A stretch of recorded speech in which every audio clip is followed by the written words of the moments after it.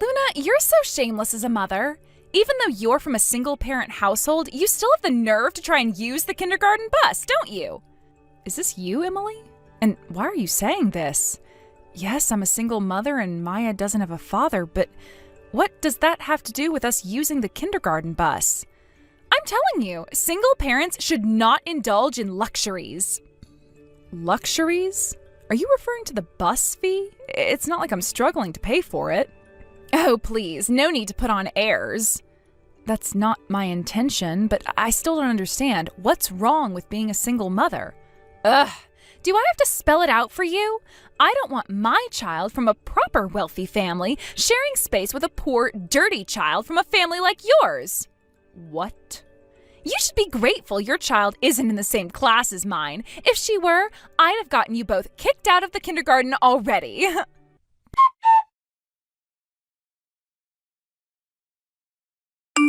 Papa, the kindergarten bus passed by and left me again.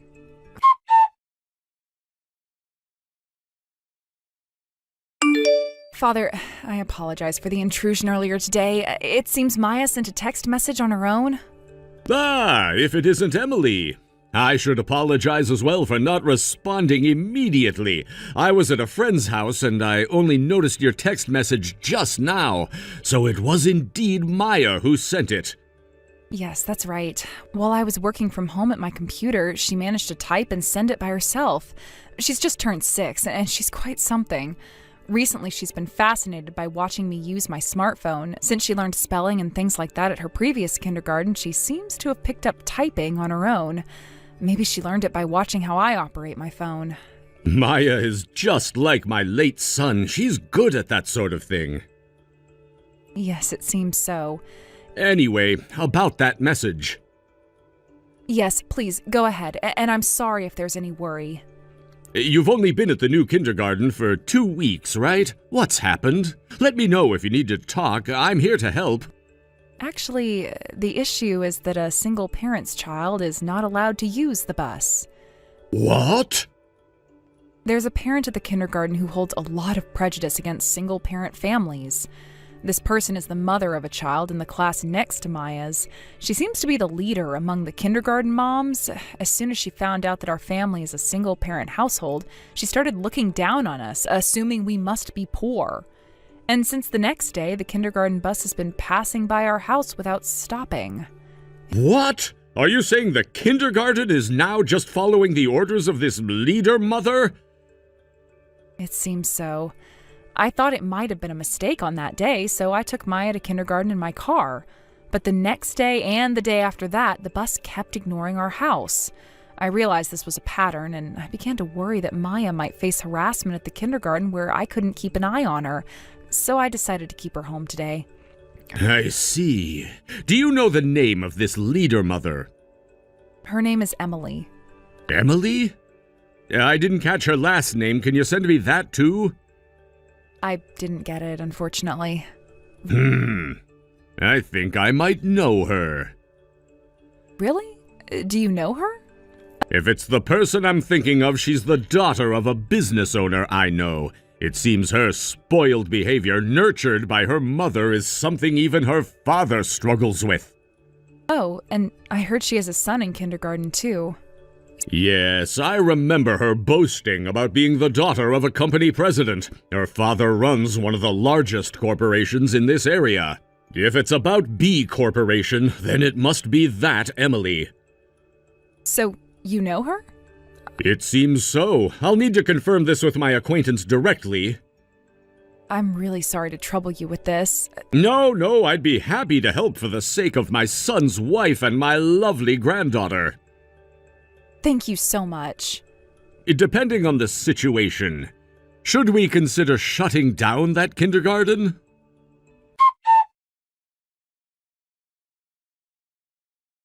Could it be that your child hasn't been coming to kindergarten lately because you've run out of money for the tuition? So you're really struggling, aren't you? That's not true at all. I don't appreciate your assumptions. The reason Maya hasn't been attending is not due to financial issues. Oh, really? Then what is it? It must be financial, given the way things are. After all, you've been having trouble with the kindergarten bus, haven't you? If you're having issues with that, it's probably because you can't afford it. No, it's not about the money. The real issue is the harassment from the kindergarten bus. With the way things are going, I can't be sure what might happen to Maya inside the kindergarten if I'm not there to supervise her. I'm keeping her at home for her safety. Well then, if that's the case, you might as well just withdraw her from the kindergarten. It seems like you're not fitting in here. Why should I withdraw her? I don't understand why you think that's necessary. You don't get it. Our kindergarten is an elite institution. It's designed for children from wealthy families. It's located in a high-end residential area, and it's clear that not everyone fits in here. So according to you, as long as a single mother isn't poor, she can stay, but if she is, she doesn't belong? Exactly! It's a common stereotype that single-parent families are usually struggling financially. It's just how things are perceived. Well, that's called prejudice. Just because there's a stereotype doesn't mean it's right. Oh, come on. If you're saying that's not the case, then prove it. Show me evidence that you're not poor. Evidence? Is that what you need? I don't think it's necessary to prove anything to you. Of course, it's impossible to prove, isn't it? No, I don't believe it's impossible. It just seems you're not interested in seeing the truth. Well, you're just making excuses because you can't answer directly, aren't you? It's clear you're not looking for an honest conversation. You just want to enforce your prejudices. Really now? So what are you going to do? If you're so sure of your situation, then prove it and stop making excuses.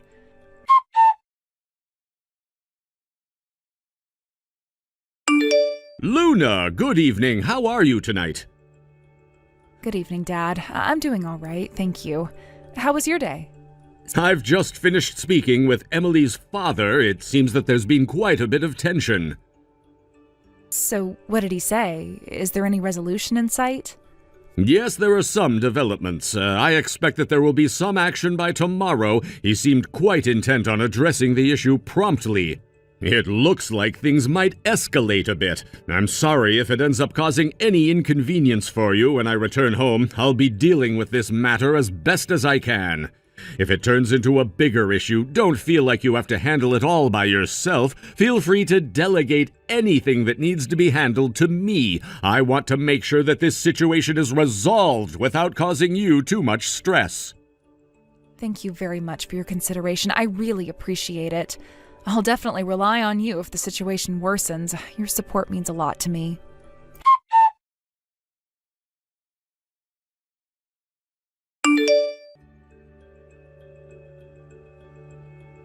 Hey, Luna! What on earth is going on with you? Why are you acting so weird? Good morning. What's with the sudden commotion? I'm just trying to understand what's happening. Who exactly are you? Huh? I'm a mother raising my only daughter while working from home. That's pretty much all I can say about myself. That can't be all there is to it. Otherwise, my father wouldn't have been so flustered just hearing your name. Moreover, I was really scolded for not including you. Could this be about the confirmation from my father-in-law? Huh? Father-in-law? Yes, my husband's father. Huh? Oh, I see. So even though you're divorced from your husband, you still have contact with your in-laws? We're not actually divorced. Huh? I thought your divorce was due to some affair of yours. Is that not the case? Where did you hear that from? Well, do you think all single mothers are divorced because of their own affairs? No, not quite. At least that's not my case. Then what exactly is the situation? My husband passed away from illness 2 years ago. Oh. So my father-in-law still deeply cares about us who were left behind, especially Maya, who is both his granddaughter and a precious memory of his son. Whenever something comes up, he immediately offers advice and acts swiftly to resolve the issue. The reason Maya and I recently moved to this area, which is where my late husband was from, was also his strong wish. What's that about? Of course, I believe it's important not to become too financially dependent, so I work and manage to save several $1,000s each month. I find it quite unfair to be labeled as poor under these circumstances. What exactly is your father-in-law? He shares the same last name as me and is a well-known acquaintance with your father, holding significant influence in this area. Does that not clarify things? Same last name? If you say that, then it must be... wait a minute. No way. Is he the major landowner who owns numerous properties in this entire area? Yes, that's right. He's my father-in-law, Rick. He's also Maya's grandfather. You're kidding me! No, I'm not. I'm sorry for any confusion. I should have clarified this sooner. I didn't realize how much of an impact this would have. This is quite the revelation. My father-in-law holds a prominent position in the region. He's known for his extensive real estate holdings. Exactly! I had no idea. This changes everything. I understand. It's a lot to take in. I should have been more upfront about this. It's just... I never imagined that you were connected to someone so influential.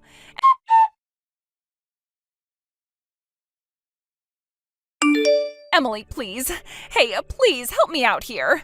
I am facing a situation where my husband is on the verge of divorcing me. My father is also becoming increasingly upset, and my mother, who usually supports me unconditionally, is now siding with him. This is putting immense pressure on me, and I feel utterly lost. I see. I've received updates about this situation on my end as well. It appears that things have become quite complicated.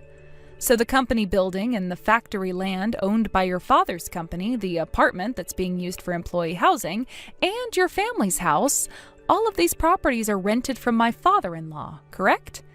Yes, that seems to be the case. My father-in-law has been involved in renting those properties to us, and now everything is in jeopardy because of this current crisis. My father-in-law, who is deeply enraged by your unreasonable and oppressive behavior, has demanded a swift resolution from your father. He's someone who doesn't take such matters lightly. If a resolution isn't reached quickly, he's declared that he will no longer engage in any rental agreements with your father in the future. This is a serious threat that could have severe repercussions for us. That's right. Because of this, my situation is becoming increasingly dire.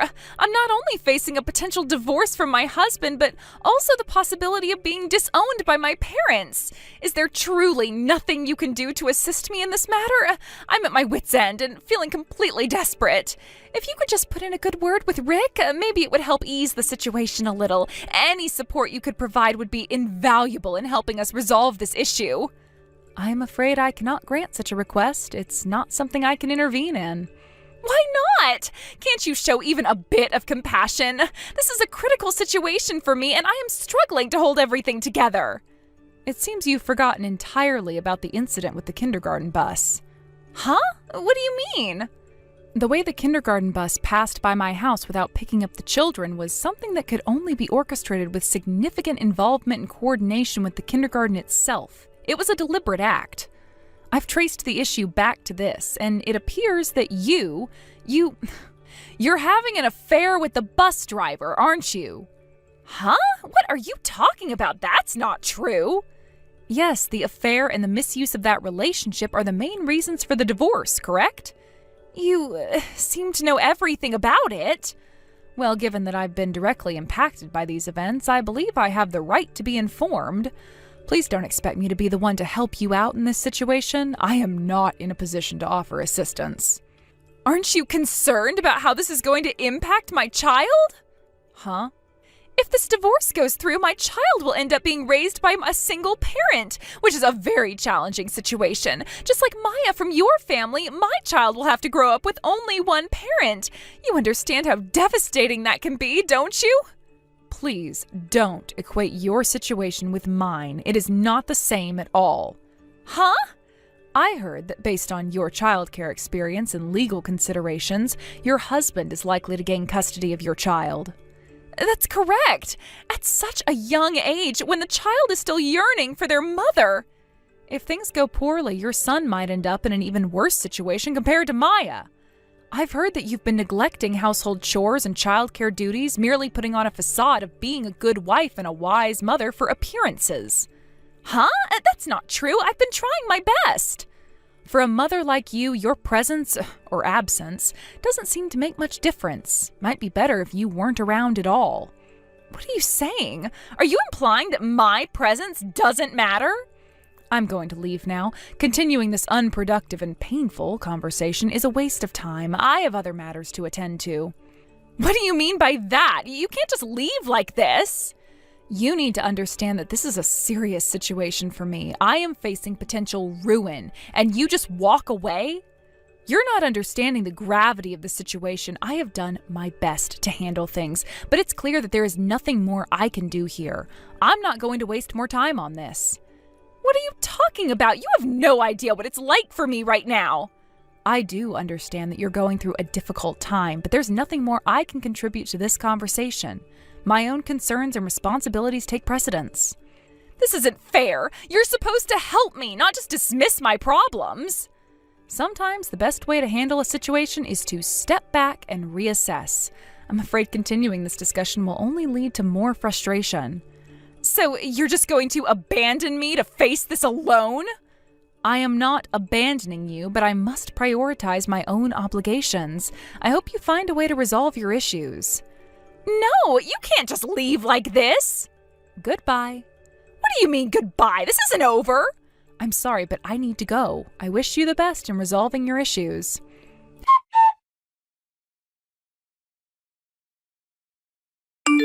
Hello, Luna.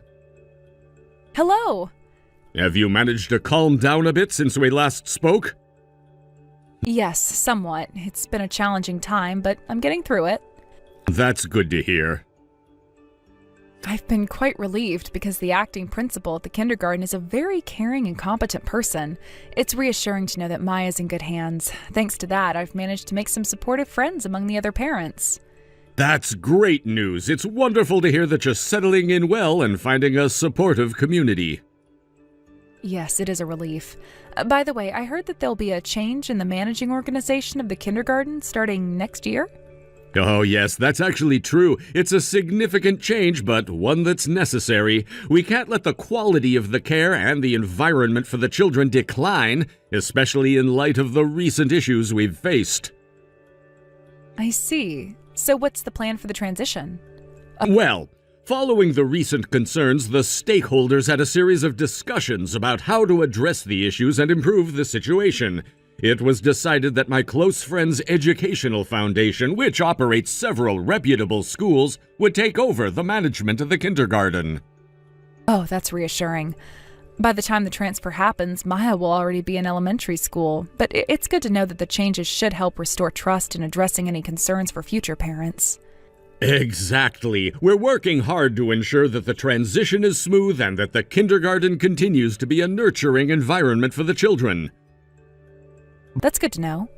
By the way, have you already bought a backpack for Maya? No, not yet. It's something I've been meaning to do, but with everything that's been going on, I haven't gotten around to it yet. Well, if you don't mind, I'd love to help with that. I understand your parents are planning to buy a study desk for her, so I thought I could take care of the backpack. Oh, would you really? Oh, that's very generous of you. I didn't expect that, but it would be wonderful. Of course, I'd be happy to help. It's a special occasion, and I'd love to make sure Maya gets a backpack that she'll really like and be excited about. That's very kind of you. I'm sure Maya will be thrilled. She has a special bond with you as her grandfather, so this gesture will mean a lot to her. Yes, I'm sure it will. How about we plan a day to go shopping together? We can pick out the backpack and spend some quality time together. That sounds like a great idea. I'd appreciate your company. It would be nice to make a day out of it and have some enjoyable time together. Absolutely. It'll be a fun outing, and I think Maya will enjoy it too. Let's set a date to go shopping and get everything ready for her. Perfect. I'll check my schedule and let you know which day works best. Thank you so much for offering to help. No problem at all. I'm looking forward to it. It's a small way to contribute and show support, especially after everything that's been happening recently. I agree. It's moments like these that remind us of the importance of family and supporting each other. I'm glad we can do this together for Maya. Me too. It's important to make these moments special for her, especially as she transitions into a new stage of her life. Absolutely. I'm sure she'll appreciate the effort and care we're putting into this. It's all part of creating a positive environment for her as she grows. Definitely. It's also a way to show her that we're here for her and that we care deeply about her happiness and well-being. Yes, and I believe it will make a difference. She'll feel the love and support from all of us, and that's what truly matters. Agreed. So let's make sure to get everything done smoothly and enjoy the process. I'm looking forward to spending some time together and making this special for Maya.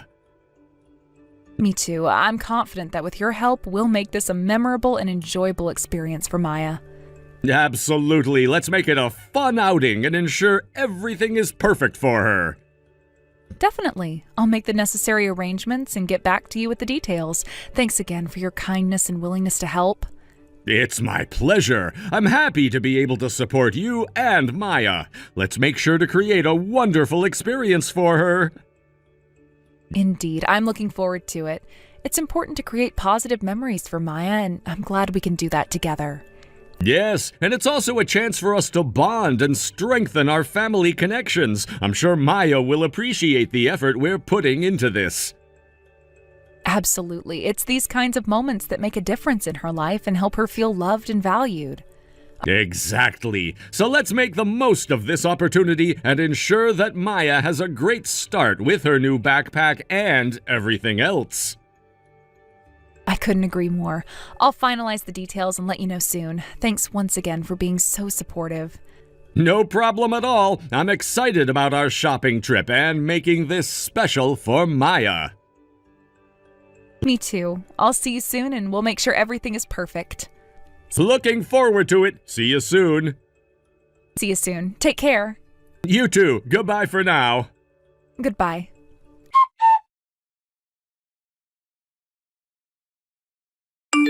Not long after this incident, Emily's divorce was finalized. As one would expect, she had to pay alimony for her indiscretions and child support for her son. On top of that, she was severed from her family and relatives, who disowned her entirely.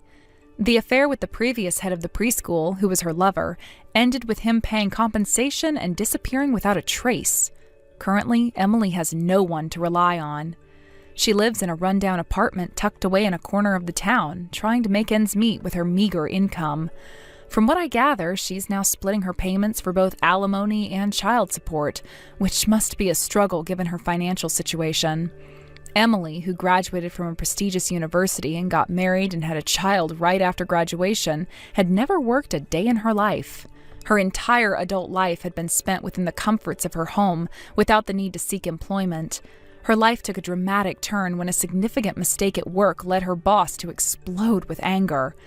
This incident seems to have been a catalyst for a complete transformation in her behavior. The once capricious and demanding Emily had to retreat and adapt to much harsher reality. The change in Emily was stark. Her once vibrant and confident demeanor had now turned into a shadow of its former self. In the workplace, she's become incredibly cautious, constantly walking on eggshells. Her interactions are marked by a noticeable fear and anxiety, and she's always been wary of making any mistakes that could provoke another outburst from her superiors. The job that she once might have considered beneath her has become a source of constant stress and fear.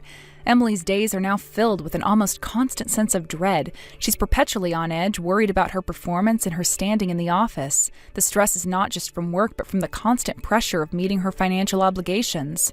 This pressure is compounded by the disapproval of her family and the community's judgment. It seems that the public eye has been unforgiving, and Emily's reputation has suffered greatly due to her past actions.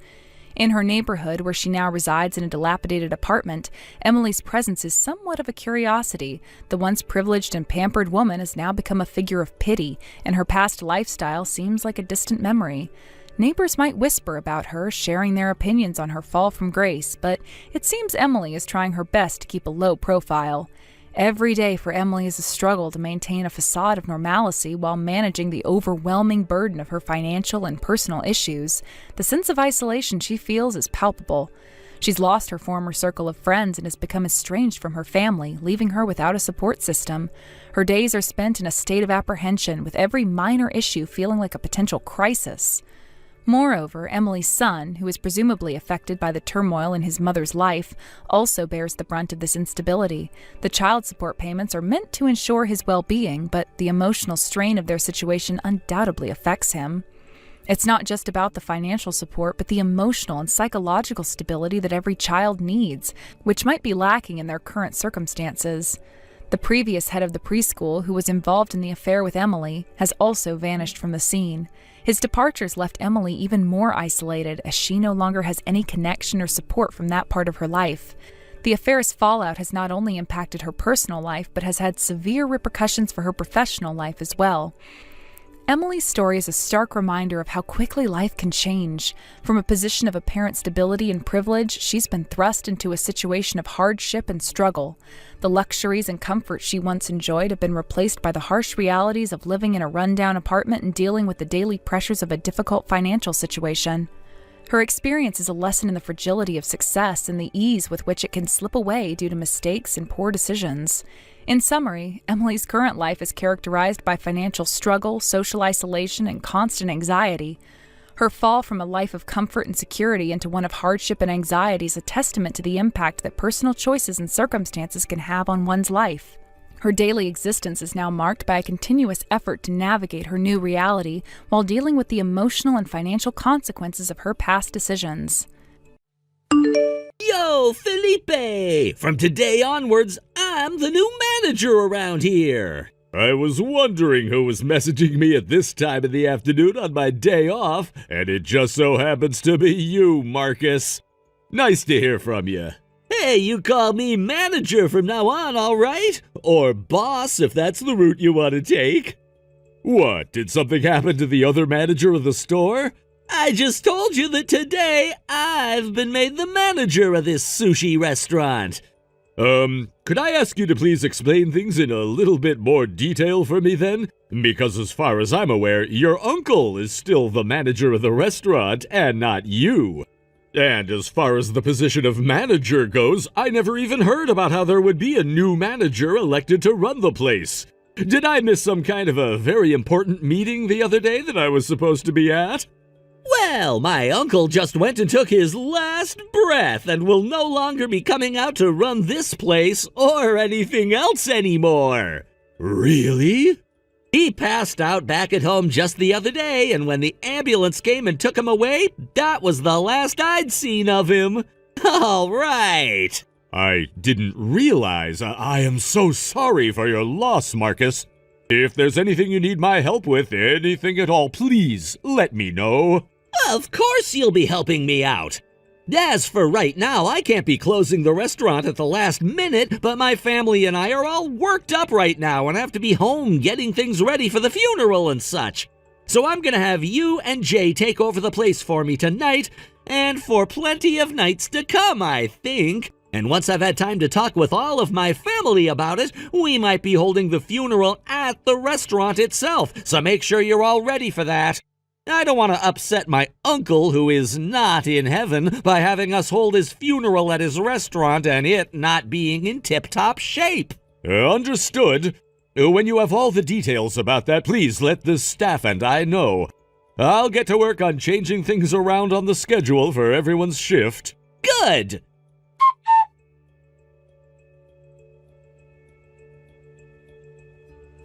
Hello, Jay. It's me, Felipe. Did you hear anything at all from Marcus about the situation yet? I did. Marcus's wife went ahead and sent me all the details about what had happened. I can't believe that he's already gone now. I'm hoping that at some point you and I will be able to go to his funeral as well. Anyway, did you end up hearing about everything from Marcus himself then? That's right. He came to me and explained everything that had happened and what was going to happen. I see. So him and his wife worked on contacting the both of us separately.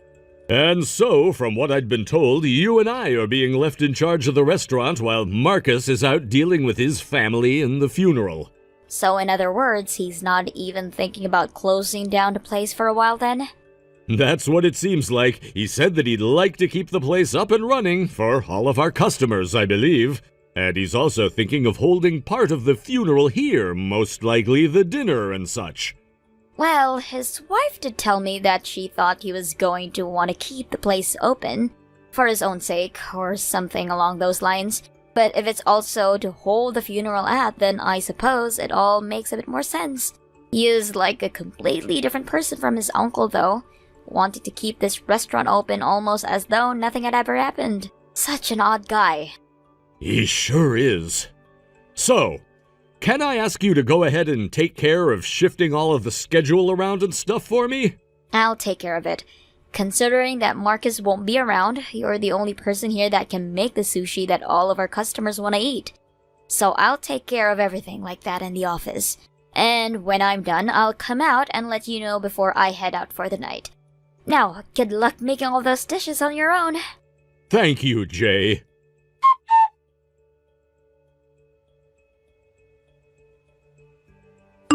Felipe, listen, bud, cut it out with all of that careless talking while we're serving our customers. All you're here to do is make sushi for them and serve it. Hello, Marcus.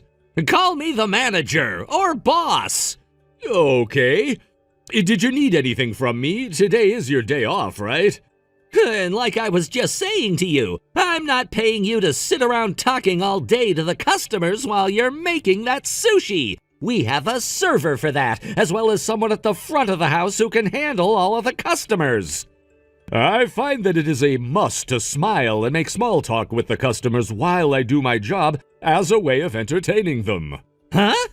They come over to the counter for a reason, and it's not just to eat the sushi and then go home. And what exactly is wrong with me making the customers laugh and enjoy the service we give at this sushi restaurant? Was that all you had to say to me? If so, then I'll be going now. I have a long day ahead of me and not a lot of time to be staring at my phone.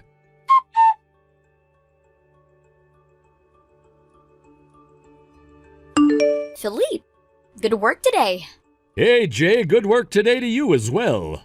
By the way, Jay, by this point in time, you should be leaving your work at this restaurant in order to go and help your husband open his place, correct? Well, I suppose you're right about that, but some things have come up that are causing an issue. I'm sorry that at a time like now you're having to deal with everything else in life like this place. My husband understands the circumstances himself, so it's all fine. And actually, my daughter has stepped in to do a lot of the work I was planning to do, so there was no need to worry about me. But there is only a couple of days left. Good luck to you.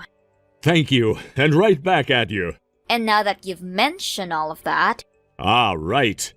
Did you take some time to think things through? Well, that's a good question. I am very thankful that you brought something like that up with me before. But considering all this place has done for me as I've worked here for a long time, I don't want to think about leaving it. I see. And I completely understand that. You started to work part-time at that place back when you'd just gotten out of middle school and began working full-time after high school. So it's been close to a decade or two for you, right? You ended up gaining so much experience there as well, and could be considered as one of the best sushi chefs around. The fact that you got to work under the previous manager so often was so lucky for you. I still have a long ways to go before becoming a true master at this, but thank you for saying that, Jay. But there's one thing I have to say to you right now. The fact that you were never allowed to become the new manager after Marcus's uncle passed away was a major blow to the place, and him taking the restaurant over for himself is going to be the end of it. What? Oh, but hold on, Marcus is his nephew of all people. But the man that we all respected and loved working for actually cared about his store and his customers, right? And when it comes to you, you're the same as he was. Meaning you should be the one in charge of the place now, not Marcus. You can actually converse with everyone there without causing a headache. And have always been praised by all the customers. You should be the one running that place. Yet you're having to sit back and let the untrained nephew take it over. Also, I'm sure you're very much aware of this already, but a lot of those customers we had coming before are no longer around, thanks to Marcus, especially the regulars. A lot of them stopped coming over. The fact that Marcus took over the place from his uncle right after he passed away. And that fact alone. I know. I am very much aware of what's been going on. I've asked that Marcus be more open-minded about the way he approaches and speaks to a lot of his customers, and I've tried to explain to him how a business like this works.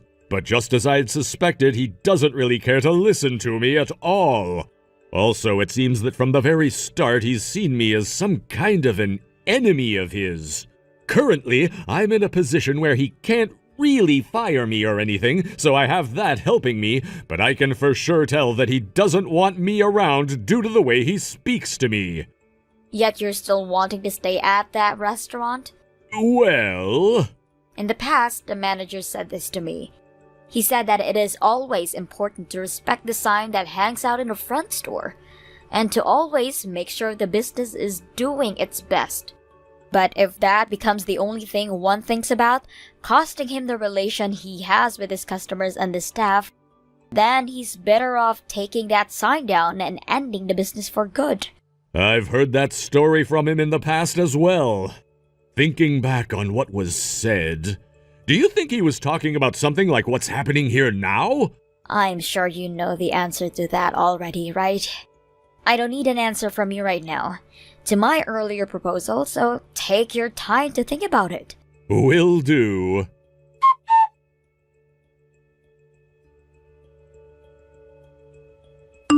Yo, Felipe!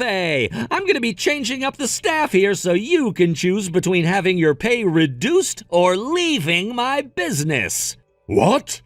What are you talking about right now, Marcus? I said for you to call me manager, and what I'm going on about has to do with Jay. She finally went and left this place after so many years of causing problems here, all because her favorite boss is no longer running the place. So while I'm enjoying my day off, I thought I'd ask all of my staff what they wanted to do as I began to hire new people.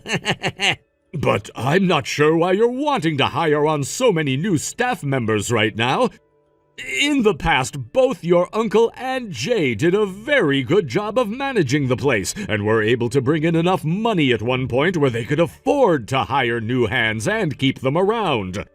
Well, my plan is to lay most of you guys off now and bring in my friends who are all wanting to work here.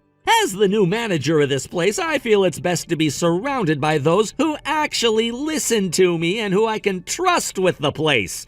Because for some reason you and all the rest of the staff here that were hired by my uncle are never listening to a damn thing I say. It's because you never take your job as the manager seriously here that we can't listen to what you're saying and are always having to talk back to you. Also, you went and started to talk about how you'd be bringing in a bunch of really cheap fish from overseas that's nowhere near as good as the stuff we've been using, and I will not take that. If you're not able to agree with the way I want to run my business, then get the hell out! I thought it was kind of me to give you the option of choosing between a reduced salary or being laid off, but now I'm not giving you a choice anymore. You're done here, bud. Even if you were never going to quit, it's too late now. And once you're out on the streets, you're not going to be able to find another job because this place was all you ever had. All thanks to my uncle taking your familyless ass in after you went to high school. I guess I'm quitting then. You'd better thank me for letting you stay here with that reduced wage. I just said that I'm quitting, though. Wait, what? You're gonna quit your job here? Yes. Do you have any idea what that will mean for you? You quitting your job means that you'll no longer be employed anywhere. A high school graduate like you leaving this place means that you'll never have another chance at a job like this one again. Fortunately, I'm a very good sushi chef with many years of experience under my belt. As long as I'm willing to use these abilities of mine to make the best sushi I can, anywhere would be happy to have me working in their kitchen. Yo, wait! I'll leave my notice on your desk tomorrow, Marcus. No, wait, I'm going now. When you start to regret what you're doing here, don't come crawling back to me!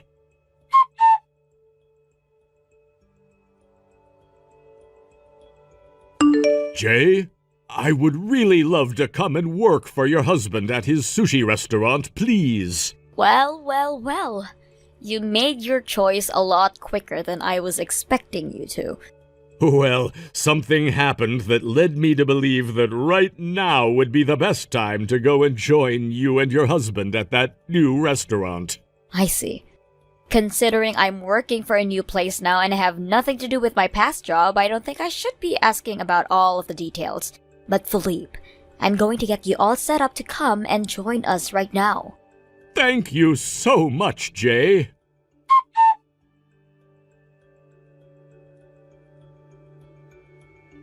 Yo, Felipe! Long time no see, Marcus. I'm hiring you back into my restaurant, so make sure tomorrow you come in to start working for me right away. What? Also, I'm leaving you in charge of preparing the place for opening. I don't have enough hands right now to do it all. Hold on, I have no need to go back to work for you.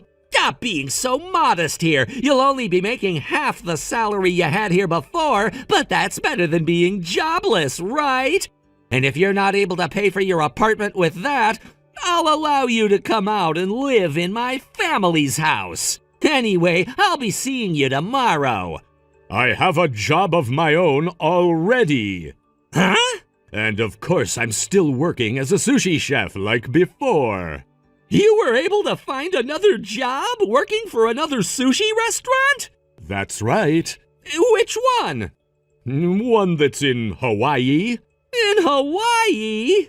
You knew about how Jay's husband also happened to work in the world of sushi, right? And, well, that husband of hers just so happened to open up a store of his own out in tropical Hawaii. And thankfully they made sure to let me know that I could come out and work for them if I pleased. I was a bit hesitant about what to do at first, but when you came and threatened me with either having my pay cut or having me leave the restaurant, the idea of moving to Hawaii to make sushi for someone else finally popped into my head. And that was the choice I ended up making. What? So that's when you made your choice? So now that you're aware of the situation I'm in, it's impossible for me to go all the way back there to help you. No way! Right now is no time to be messing around, though. If things don't change soon, the whole restaurant itself is gonna be in trouble. Come back here and work for me right now. If you're not here to make all of the sushi, none of the customers are gonna want to spend their money here anymore. What happened to all those friends of yours that you said you'd be hiring on in order to make your staff more trustworthy? About all of them. They assumed that you'd still be working here when they all came, and that's why they made the choice to join me. But when they heard that you quit, they all said things had changed and they no longer wanted to work for me either. So if you were to come back here and start working for me again... I'm sorry, but I'm very busy at the moment. Wait a second, Felipe! Goodbye now.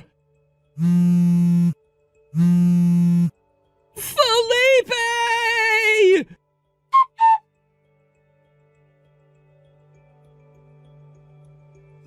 Ever since I left that place and moved out of the state, I heard about what happened through a coworker of mine who also happened to be one of the employees I ended up training as my first trainee.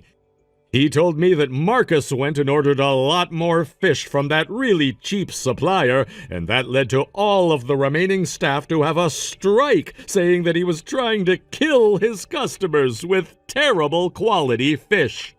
And even before that strike took place, a lot of the customers that did end up going there were said to have gotten sick due to most of the fish no longer being sushi grade anymore, leading to a few cases of the restaurant being inspected by the state health inspector. The ratings of the restaurant went down the drain after those inspections came back poorly, and business there became more and more of a rare spectacle. The strikes also became more common until there was only a select few employees remaining there, which wasn't even enough manpower to have the restaurant open for one day. So, in the end, after almost going under and never being able to revive the place, Marcus's older brother went ahead and took the place from him and is currently working on turning the whole entire restaurant and everything around. Of course, Marcus was not allowed to work there after the place was renovated and management had been changed, but his efforts to find other work weren't fortuitous. The word about him being a terrible manager spread like wildfire, and not a single place wanted to hire a man with such a rotten work ethic and horrible track record.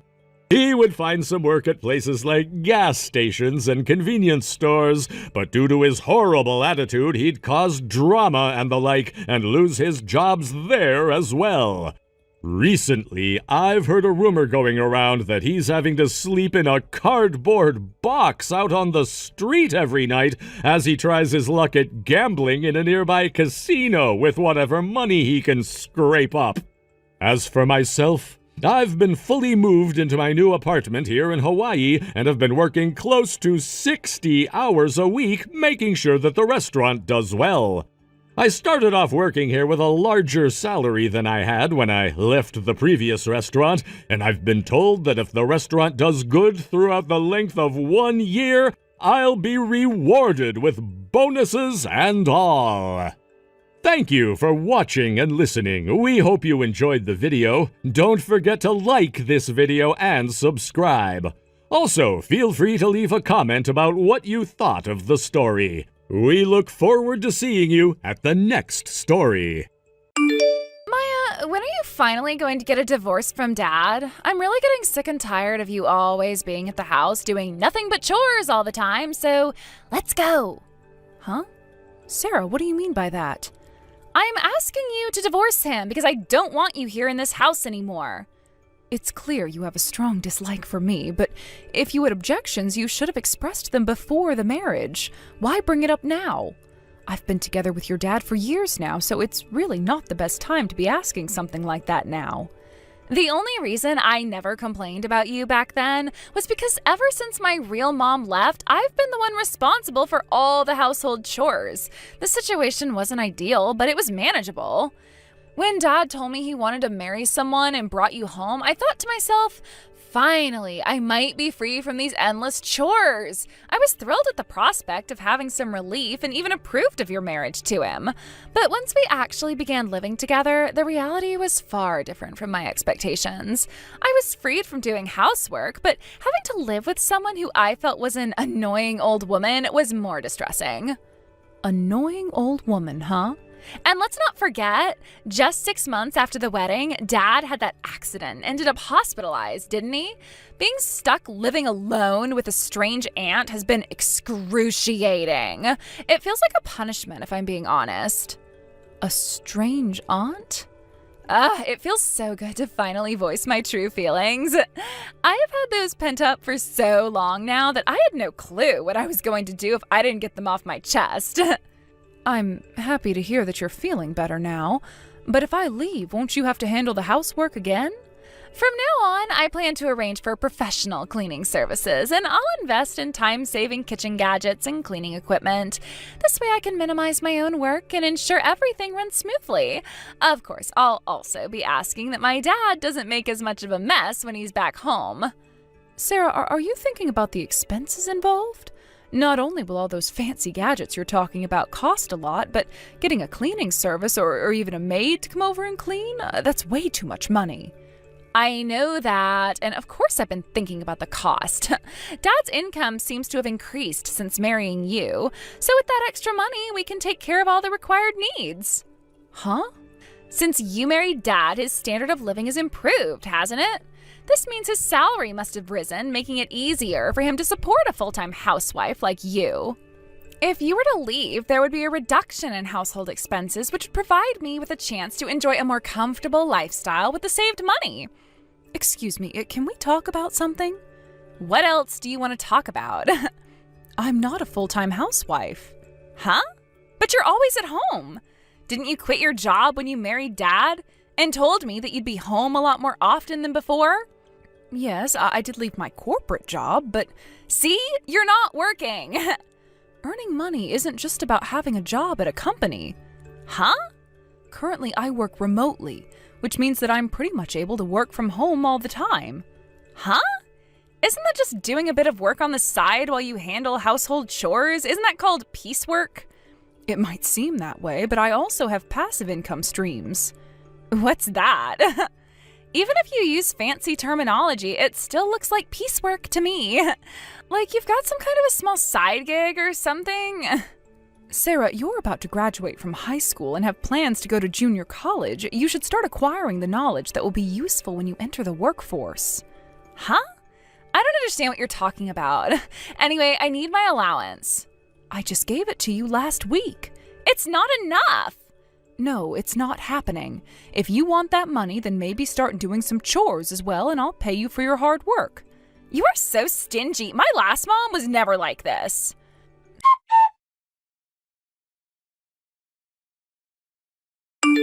Sarah, sorry for interrupting you, but there's something I'd like to ask you about.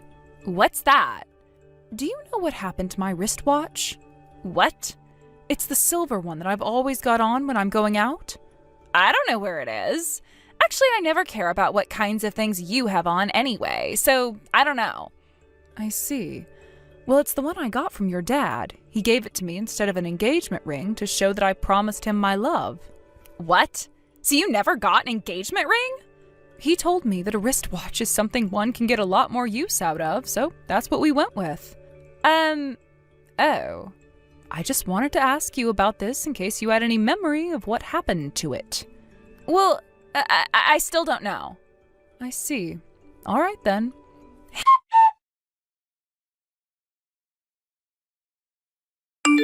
Hey, Mia? You returned to your family home after my high school graduation ceremony yesterday, didn't you? Yes, that's right. I'm currently staying at my family home. As I mentioned before, I came back because there is something important to announce. Dad's discharge date from the hospital's been set. I'm aware of that. I received a notification about it too. So, regarding what we discussed the other day, could you please act on it soon? What exactly are you referring to? I mean, how long do you plan on staying at Dad's house? It's time for you to stop leeching off of him. Who is leeching off of whom? It's obviously you. I'm not leeching. I have been working and contributing my share to the household expenses. Well, I anticipated you might say that, so I've taken the liberty of throwing out all your belongings. What? I thought that might be the only way to get you to leave. Get out now. You need to divorce Dad immediately. Oh, is that how you want to handle it? If that's the case, then you'll need to manage your dad's hospitalization costs yourself. What are you talking about? You're acting like you're the one covering Dad's medical expenses. Since you seem to be so concerned, why don't you take care of your dad's discharge arrangements? It might be best if you hear directly from him about his current situation and what needs to be done. Huh?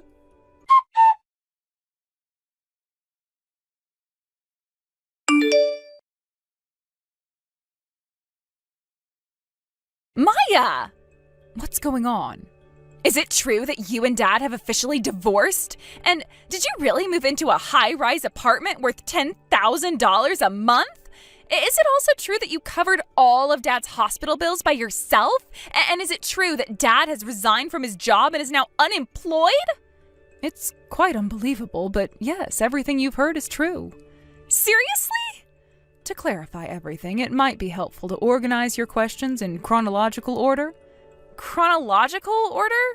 Let's start with your dad's accident. Since it was a self-inflicted accident, insurance coverage was not an option. So you ended up covering the entire expense yourself? Yes, that's correct.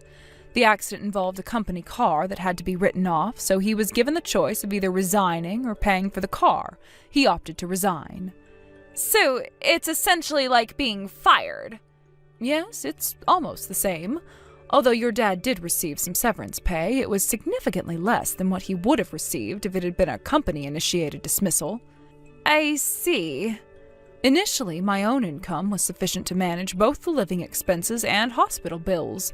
Given the expletive nature of the company, I considered it a sort of unexpected blessing.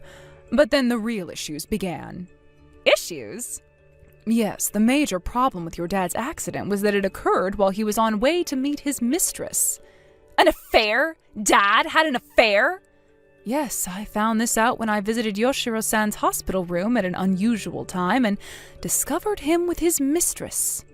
What? After revealing the affair, further investigation showed that it had been ongoing since before our marriage. It appears he was interested in my family's wealth. Huh? So your family is actually wealthy? Yes, that's correct. You can think of it that way. After discovering the affair, I had to quickly manage the divorce proceedings and compensation claims. Following that, I moved back to the high-rise apartment that I owned before marriage. Oh, the $10,000 high-rise? Yes, this apartment was inherited from my late father. It was valued at 100 million yen when it was first purchased, but its current value is likely diminished. But the high-rise? Let's not dwell on the high-rise details and focus on the core issues. Because of the divorce, I won't be charging you for the hospital expenses I covered during our marriage. However, any remaining unpaid amounts will need to be settled by you. But I'm unemployed. And don't forget about the compensation money. Oh, right. By the way, the mistress has already paid her share, but your dad still hasn't paid his portion. I have a feeling that Dad's expenses have accumulated to an enormous amount. I'm concerned that his severance pay might not cover everything. How he manages his finances is not my concern, so you should discuss this matter directly with your dad. And Sarah, you too. What about me? Regarding the matter of you taking and selling various items of mine without permission? Huh? You knew? Of course. With only you and me in the house, I immediately suspected you. To gather concrete evidence, I installed hidden cameras in my room. Cameras? Yes, I have detailed records of what you took from my room, and I've also tracked the app accounts you used to sell those items. That too? You mentioned discarding my belongings, but it turns out you sold what you could, didn't you? The total damage, based on what I know, amounts to just over 5,000. I will make sure to claim that amount. No way. And what about the private school tuition for you? Huh? I was the one who paid for the entrance fee and tuition as a gesture of goodwill. So you're the one who covered the entrance fee? But when it comes to college, I won't be handling any future tuition costs, so you'll need to figure that out on your own. Really? Dad doesn't seem reliable, so what should I do? Well then, I think we're done here. From now on, please handle everything through a lawyer. Goodbye.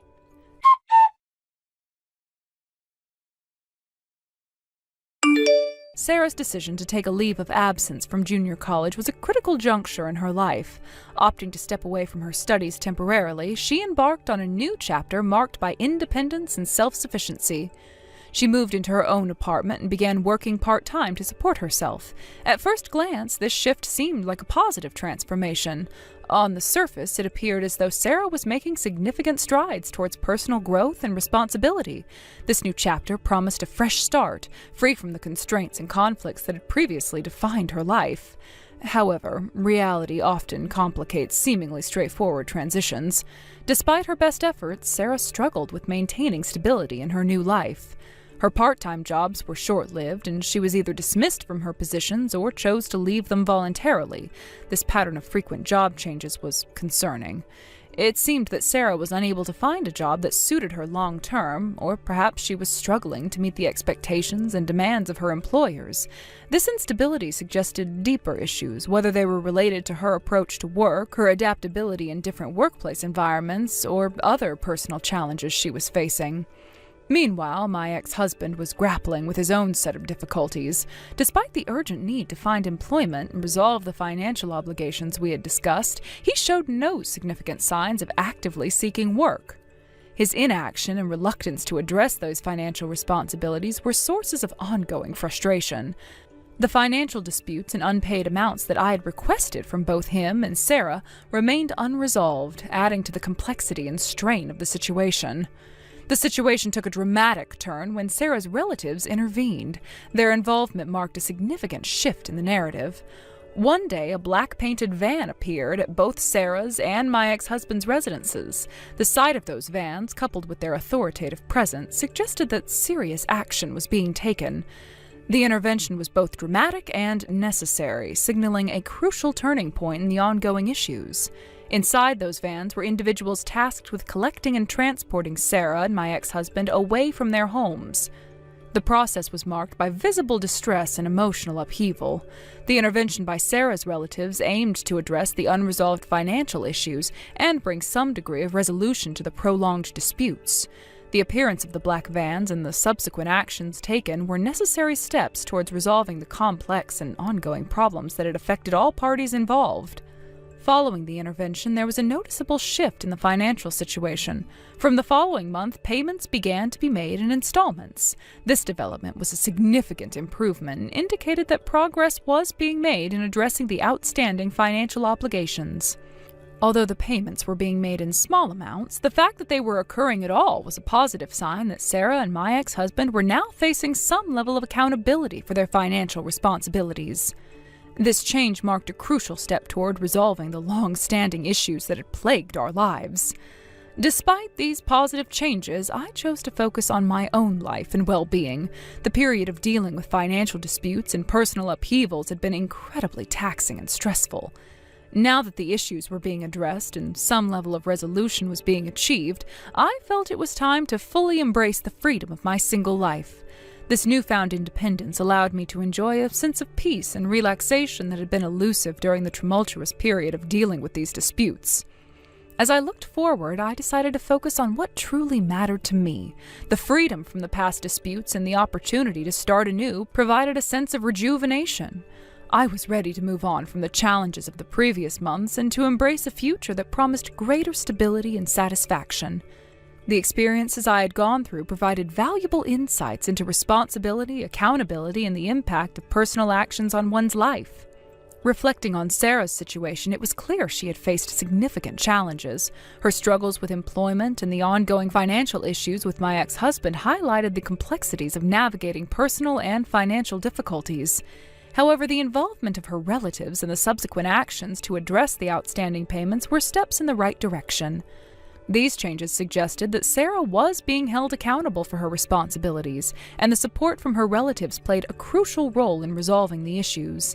It was evident that Sarah's journey was still ongoing. Despite the intervention and the progress in settling financial obligations, the path to stability was not straightforward.